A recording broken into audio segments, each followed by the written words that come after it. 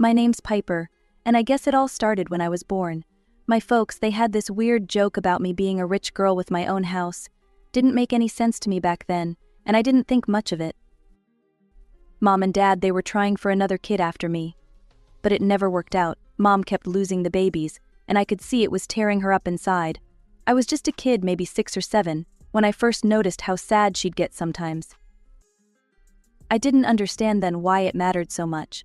I was happy being an only child. I got all the attention, all the toys, but looking back I can see how much it hurt Mom not to have another baby. Life went on like that for a while. Me, growing up, not really understanding the undercurrents in our family. Mom and Dad, putting on brave faces but struggling behind the scenes. It wasn't perfect, but it was normal. At least it was my normal. Then, when I was 10, everything changed. I remember that day like it was yesterday. I was sitting at the kitchen table doing my homework when the phone rang. Mom answered it, and I watched her face go pale. "What do you mean there's been an accident?" she said, her voice shaking. I felt my stomach drop. Something was wrong, really wrong. Mom hung up the phone and turned to me, tears in her eyes. "Piper, honey, we need to go to the hospital. Dad's been in a car accident." The next few hours were a blur. The hospital waiting room, the smell of disinfectant, the doctors with their grim faces, and then, the news that turned our world upside down. Dad didn't make it. The funeral was awful. All these people I barely knew, telling me how sorry they were, how Dad was in a better place now. I didn't want him in a better place. I wanted him here with us. After the funeral, things got weird. Dad's parents, my grandparents, started coming around a lot more. They'd always been nice, but now they were practically living at our house. They'd bring food, help Mom with the bills, take me out for ice cream. Mom, she was a mess. Some days she wouldn't get out of bed. Other days she'd be manic, cleaning the house from top to bottom or rearranging all the furniture. I never knew what to expect when I came home from school. One day, about 6 months after Dad died, I came home to find Mom all dressed up. She was wearing makeup for the first time in months, and she'd done her hair. "Piper, honey," she said, a weird, forced cheerfulness in her voice. "I've got some news. I've met someone. His name is Tom. He's very nice. I think you'll like him." I didn't say anything. I couldn't. It felt like a betrayal, like she was trying to replace Dad. But I could see a spark in her eyes that I hadn't seen in months, and I didn't want to be the one to snuff it out. It didn't take long for Mom to bring Tom home. One day I came back from school, and there he was, sitting in Dad's chair like he owned the place. "Piper, this is Tom," Mom said, all smiles. "He'll be living with us now." From that day on, everything changed. Tom started setting up his own rules like he was the boss or something. But what he did next, I'll never forget. One Saturday morning, I woke up to find Tom in the living room, a big trash bag in his hands. He was going around collecting all the photos of Dad. "What are you doing?" I asked, my voice shaking. Tom barely looked at me. "Getting rid of old stuff. Your mom agreed it's time to move on." I couldn't believe it. I watched as he shoved photo after photo into the bag. Pictures of Dad and me at the beach, Dad teaching me to ride a bike, our last family vacation. When he was done, Tom thrust the bag at me. "Take this to the trash, will you? I'm your father now, the only father you need. It's time to forget about the past." I grabbed the bag and ran out of the house, tears streaming down my face. I didn't stop until I reached my grandparents' house. Grandma opened the door, took one look at me, and pulled me into a hug. "Oh, Piper, what's wrong?" Between sobs, I told her and Grandpa what happened. They were furious. "How dare she?" Grandpa growled, picking up the phone to call Mom. I could hear Mom's voice on the other end, getting louder and angrier. "If you're going to lecture me about how to live my life, maybe you shouldn't see Piper anymore." She hung up, and that was that. When I got home, Mom was waiting. "Honey, we need to move on. Tom is your father now. You need to call him Dad." From then on, every time I called Tom by his name, Mom would correct me. "Dad," she'd say, giving me a pointed look. "You mean Dad." I felt so alone. It was like I'd lost both my parents, not just Dad. Mom was different now, always trying to please Tom and his precious rules. Then, out of the blue, Tom's son from his first marriage showed up. Jake was a few years older than me, and Mom fell all over herself trying to make him feel welcome. "Jake, why don't you take Piper's room?" Mom suggested one day. "It's the biggest, and you need your space." So, just like that, I was moved to a tiny room that used to be Dad's office. I watched as they repainted my old room, bought new furniture, and treated Jake like he was some kind of prince. One night, I overheard Mom and Tom talking. "I'm so glad Jake's here," Mom was saying. "It's good for Piper to have a brother figure." Tom grunted in agreement. "Yeah, Jake's a good kid. Unlike some." I didn't need to hear the rest to know he was talking about me. I curled up in my bed, feeling more alone than ever. This wasn't my family anymore. This wasn't my home. Things at home got worse after Jake moved in. Mom started sending me to my grandparents more and more. At first, it was just weekends. Then it was every holiday and school break. I didn't mind at first. It was a break from Tom and Jake, and Grandma always made my favorite cookies. But then one day, Mom sat me down with this weird smile on her face. "Piper, honey, I've been thinking. How would you like to live with Grandma and Grandpa full-time? Well, they love you so much, and you always have such fun there. Don't you think it would be nice?" I couldn't believe what I was hearing. But this is my home. I want to stay here. Mom's smile faded. "Piper, don't be difficult. This is what's best for everyone." I wanted to scream, to cry, to beg her not to send me away, but I could see in her eyes that her mind was made up. A week later, Mom dropped the next bomb. "I've enrolled you in a new school," she said casually over dinner. "It's closer to your grandparents' house. It'll be more convenient for everyone." And just like that, my whole life was turned upside down. I had to say goodbye to my friends, pack up my room, what was left of it after Jake took over, and move in with Grandma and Grandpa. The new school was awful. I didn't know anyone, and everyone already had their friend groups.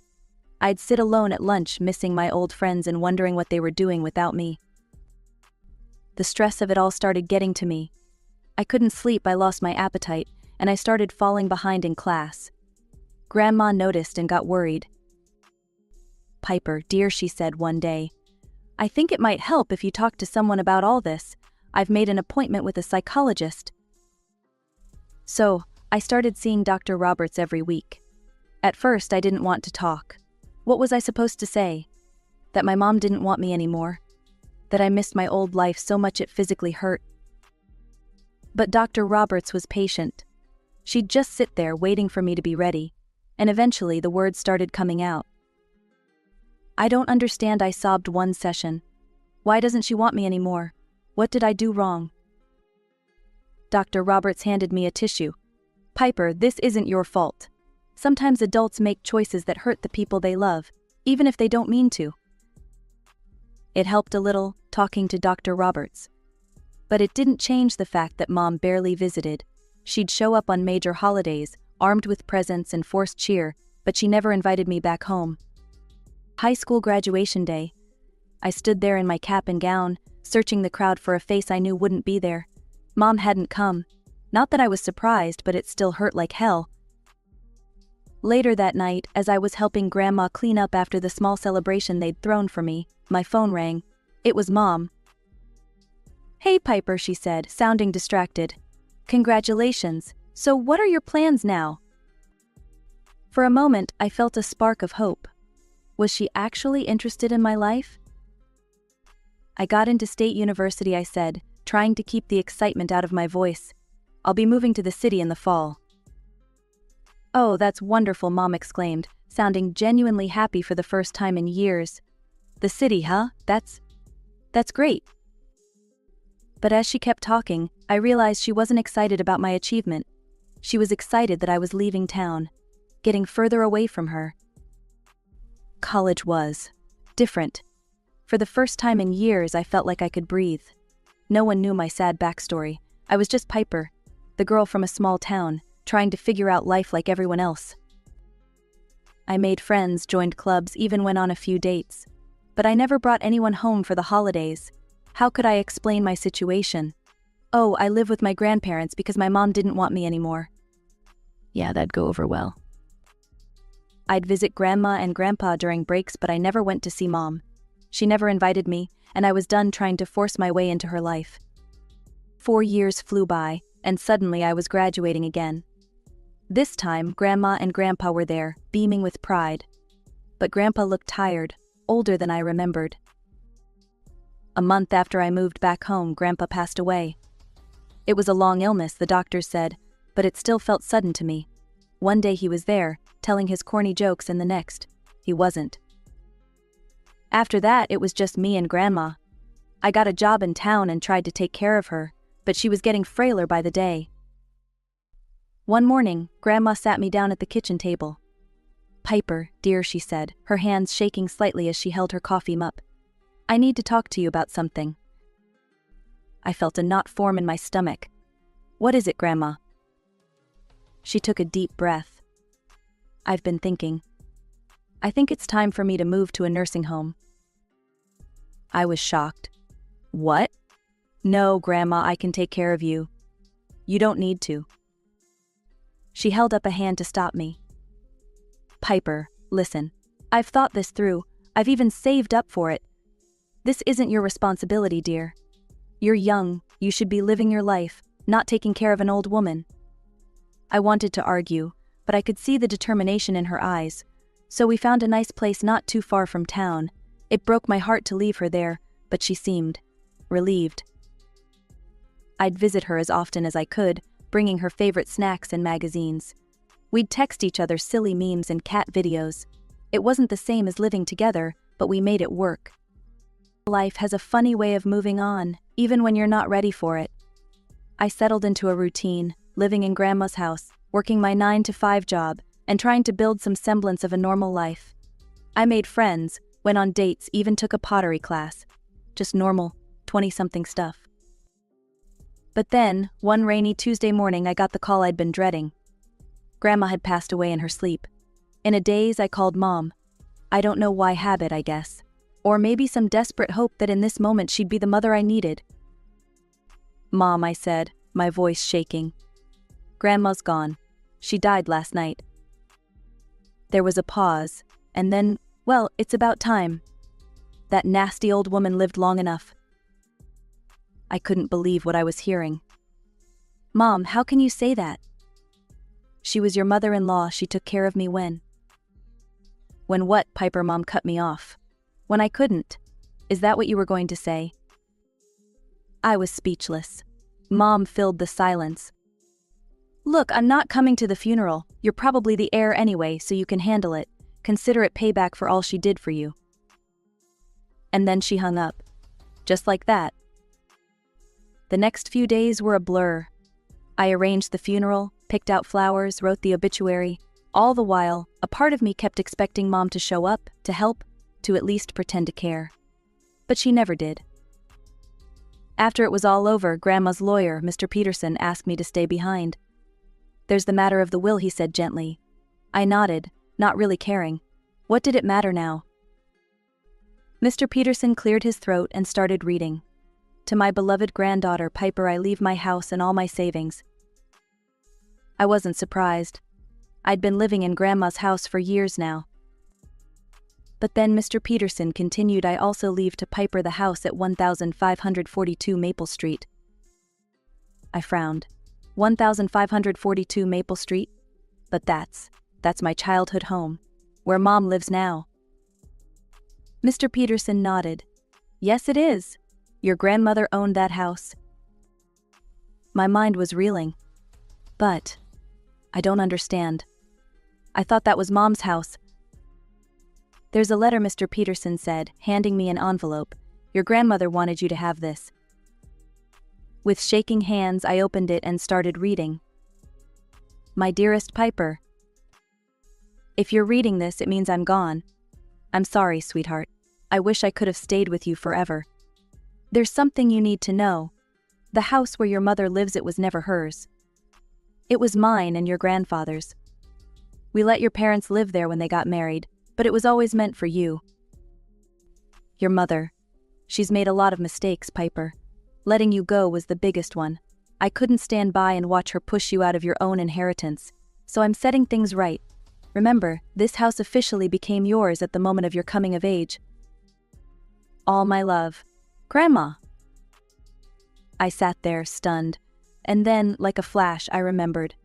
All those years ago, Mom and Dad joking about me being a rich girl and a landlord. It hadn't been a joke at all. Mr. Peterson was saying something about property taxes and transferring the deed, but I barely heard him. My mind was racing. What was I supposed to do now? Kick my own mother out of her house, let her stay. After a few sleepless nights, I decided it was time to face the music. I needed to see my house with my own eyes. I tried calling Mom first, thinking it'd be the decent thing to do. No answer. I left a voicemail, sent a text. Nothing. Typical. So, on a sunny Saturday morning, I found myself driving down Maple Street, my stomach in knots. As I pulled up to the familiar driveway, I almost didn't recognize the place. The once pristine lawn was overgrown, the paint was peeling, and the front porch looked like it might collapse any minute. I took a deep breath and got out of the car. Before I could even reach the front door, it swung open. There stood Mom, and my jaw nearly hit the ground. She looked old, tired. But there was something else.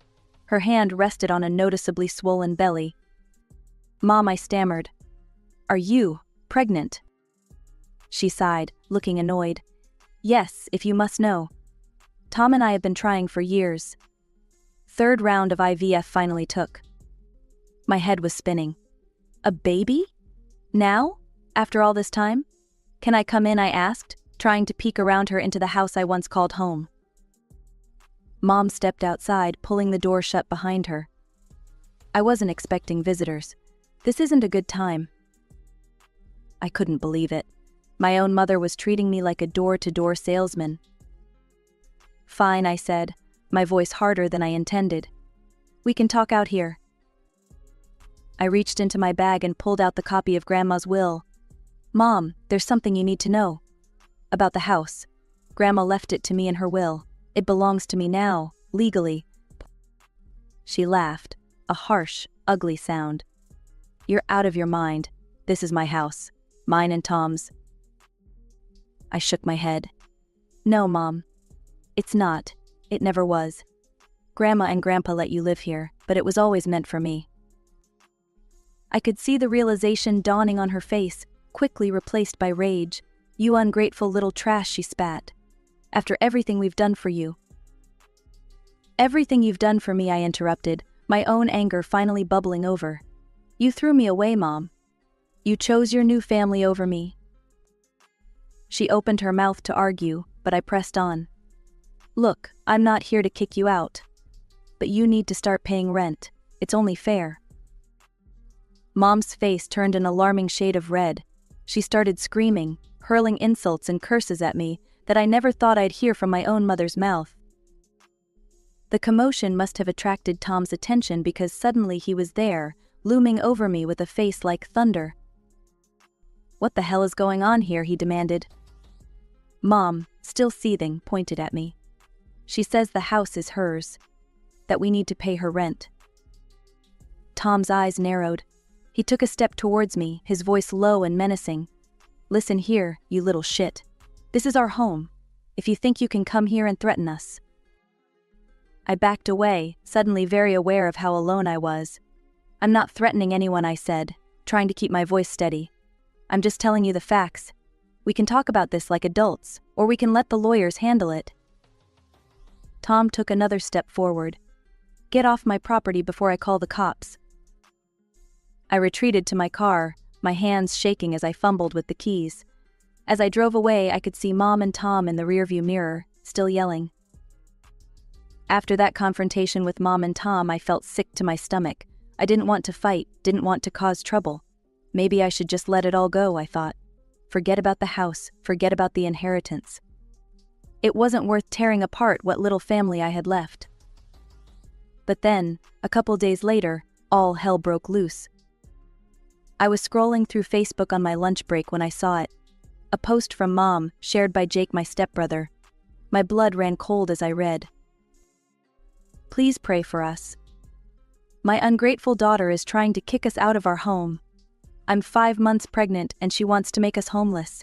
How could she do this to her own mother? The comments were flooding in. Relatives I hadn't spoken to in years, old family friends, even some of Mom's coworkers. All of them outraged on her behalf, calling me every name in the book. My phone started blowing up. Texts, calls, DMs. Everyone wanting to know how I could be so heartless, so cruel. It went on and on. With each message, each hateful comment, I felt myself getting angrier. This wasn't fair. They didn't know the truth. They had no idea what I'd been through, what Mom had done. I sat there, staring at my phone, shaking with rage. And then something inside me snapped. "Screw this," I muttered, opening up Facebook.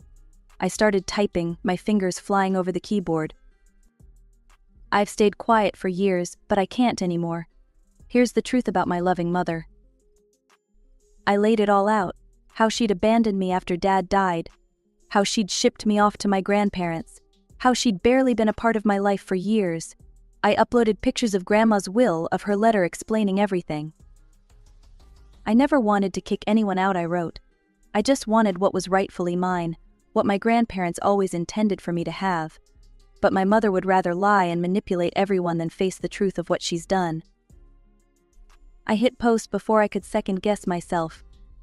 Then I turned off my phone and went back to work, my heart pounding. When I checked my phone again hours later, I was overwhelmed. The tide had turned. Now it was messages of support, of shock, of apology. My post had been shared hundreds of times. People were tagging Mom, demanding she explain herself. Jake had taken down his post. It was like a dam had broken, and years of hidden truth were finally flowing free. As I sat there, my phone buzzing with more messages of support, I felt something I hadn't felt in a long time: strength, determination. I'd spent years trying to shrink myself, to avoid conflict, to make everyone else comfortable at my own expense. No more. I picked up my phone and called Mr. Peterson, Grandma's lawyer. "Mr. Peterson, it's Piper. I think it's time we discuss my options regarding the house on Maple Street." The next few weeks were a whirlwind of legal meetings, paperwork, and court appearances. Mr. Peterson was a godsend, guiding me through the complex process of reclaiming what was rightfully mine. "We're not just going after the house," he explained one day. "We're seeking compensation for the 6 years they lived there rent-free, plus damages for concealing your ownership." The day of the trial arrived. I walked into the courtroom, my heart pounding, and there they were, Mom and Tom, looking like they'd aged years in just a few months. As the trial progressed, I watched Mom pull out all the stops. She cried, she pleaded, she painted me as a monster who was trying to make a pregnant woman homeless. "Your Honor," she sobbed, her hand on her swollen belly, "how can my own daughter do this to me? To her unborn sibling." I kept my face neutral, even as I felt my blood boiling. Mr. Peterson squeezed my arm reassuringly. "Your Honor," he said when it was our turn, "the facts are clear. The house belongs to my client. It was left to her by her grandparents, who always intended it to be hers. The defendants have been living there rent-free the 6 years, since Piper came of age, all while keeping Miss Henderson in the dark about her rightful ownership." The judge listened carefully, asked questions, reviewed the evidence, and then, finally, he made his decision. "The court finds in favor of the plaintiff," he announced. "The defendants are to vacate the property within 30 days and pay compensation for back rent and damages." I let out a breath I didn't know I'd been holding. We'd won. Mom's scream of outrage echoed through the courtroom. "You can't do this," she yelled, as Tom tried to hold her back. "She's no daughter of mine." As they were let out, Mom's eyes met mine. The hatred I saw there made me flinch. But I stood my ground. This was justice, not revenge. A month later, I stood on the sidewalk in front of my childhood home, watching as Mom and Tom loaded the last of their belongings into a moving truck. The sheriff was there, overseeing the eviction to make sure everything went smoothly. "You'll regret this," Mom hissed as she walked past me. "You're dead to me, you hear? Dead." Tom just glared, muttering curses under his breath, but with the sheriff standing right there, Neither of them dared do more than that. As I watched them drive away, I felt empty. This was supposed to be a victory, right? So why didn't it feel like one? I walked through my house now, truly and legally. It needed work, a lot of work. But as I stood in what used to be my childhood bedroom, I knew I couldn't live here. Too many memories, too much pain. So I made a decision. I called a realtor and put the house up for rent. The income from that, plus the compensation from the lawsuit, gave me a solid financial foundation. And for the first time in my life, I started thinking about what I wanted. I'd always had a passion for baking. My cookies were famous among my friends, and I'd even sold a few custom cakes for coworkers' birthdays. So why not turn that into a business?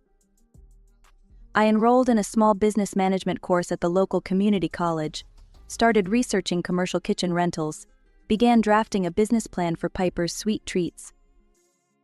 It wasn't going to be easy, I knew that. But for once, I was looking forward to seeing what tomorrow would bring.